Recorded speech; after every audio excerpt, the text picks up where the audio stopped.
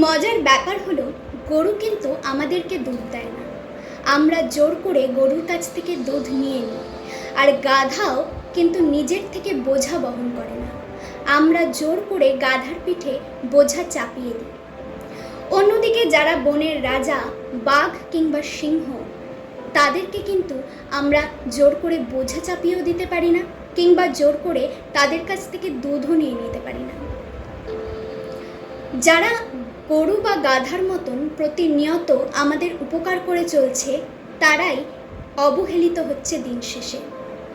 আর যারা আমাদের কোনো উপকারে আসছে না, শুধুমাত্র হুঙ্কার দিচ্ছে, তারাই কিন্তু সত্যের প্রতীক বলে সমাজের কাছে বিবেচিত হচ্ছে। আপনি দেখবেন আপনার চারপাশেও এমন কিছু মানুষ থাকবে যারা আপনার কাছ থেকে প্রতিনিয়ত শুধুমাত্র উপকারটুকু নিয়ে আপনাকেই অবহেলা করবে। তাই সেই স্থানে থাকবেন না যেই স্থানে আপনার উপকারকে স্বীকার করা হয় না, উল্টে আপনাকে অবহেলা করা হয়।